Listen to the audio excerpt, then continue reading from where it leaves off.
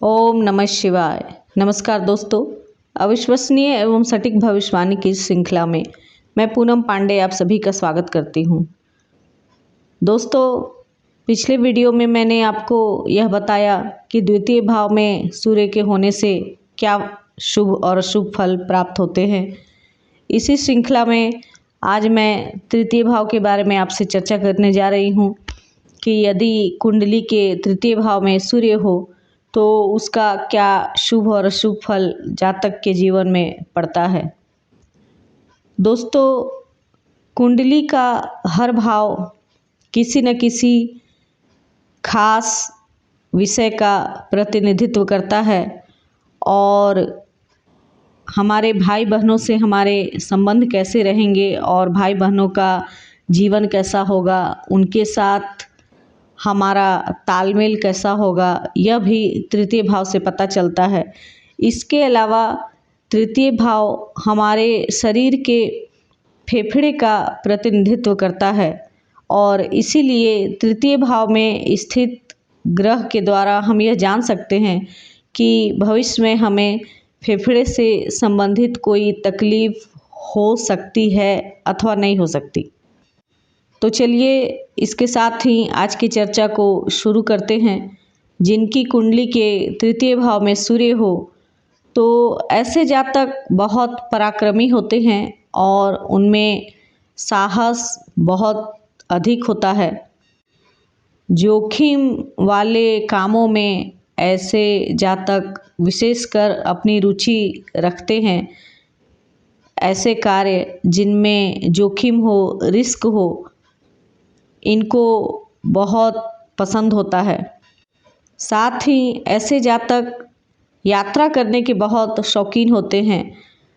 हर रोज़ छोटी मोटी यात्रा करना या देश भ्रमण, विदेश गमन ऐसे जातक को पसंद होता है और वे ऐसा करते भी हैं।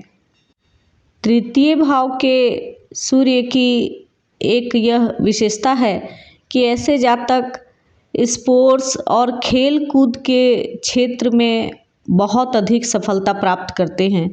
यदि ऐसे जातकों को स्पोर्ट्स में रुचि हो तो उसे ये अपना कैरियर बना सकते हैं और उसमें इन्हें निश्चित रूप से सफलता मिलती है।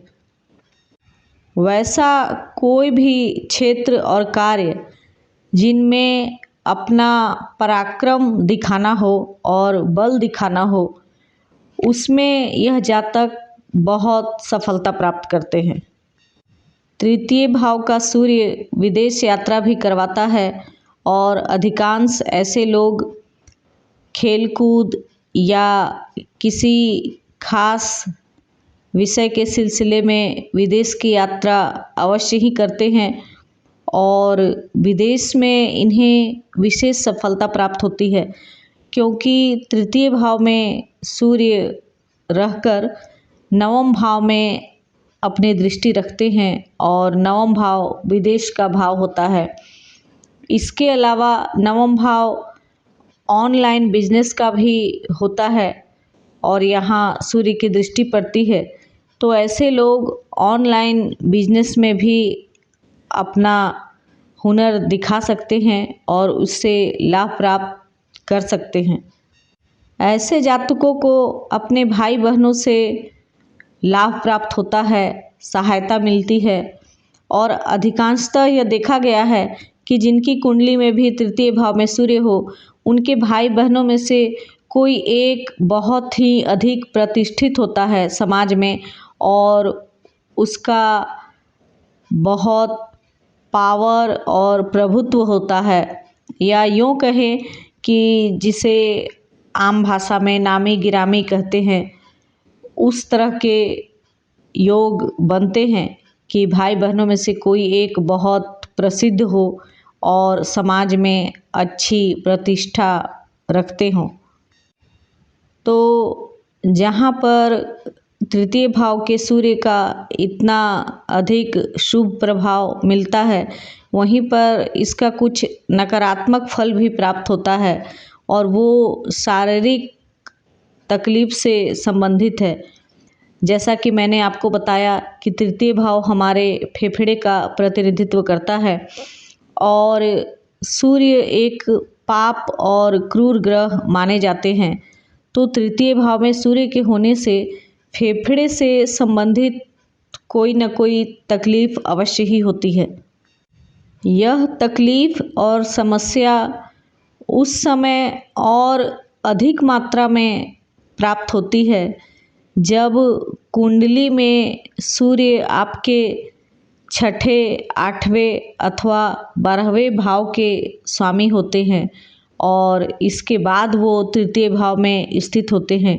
तो 100% यह संभावना है कि आपको फेफड़े से संबंधित तकलीफ होगी ही होगी और ऐसी स्थिति में आपको सूर्य के उपाय अवश्य ही करने चाहिए। सबसे पहले तो सूर्य को अर्घ्य दें, जो कि सबसे आसान और उत्तम उपाय है। इसके अलावा आप सूर्य की शांति भी करवा सकते हैं। यहाँ मैं आपको और एक बात बता देना चाहती हूँ कि आपको तृतीय भाव के सूर्य का फल तभी प्राप्त होगा जब आपके चलित कुंडली में सूर्य तृतीय भाव में होंगे। केवल लग्न कुंडली में सूर्य तृतीय भाव में हो परंतु चलित कुंडली में तृतीय भाव में न हो, तब आपको तृतीय भाव के सूर्य का फल प्राप्त नहीं होगा। तो दोस्तों, इसी के साथ ही मैं आज की चर्चा को यहीं समाप्त करती हूँ। अगले वीडियो में मैं चतुर्थ भाव के सूर्य का फल लेकर आपके सामने उपस्थित होंगी। आपको मेरा वीडियो कैसा लगा कमेंट में अवश्य बताएं। मेरे चैनल को सब्सक्राइब करें और मेरे वीडियो को लाइक और शेयर करें। यदि आपको व्यक्तिगत रूप से मुझसे कुंडली विश्लेषण करवानी हो तो दिए गए नंबर पर संपर्क कर सकते हैं। तब तक के लिए मुझे आज्ञा दीजिए। नमस्कार। जय महाकाल।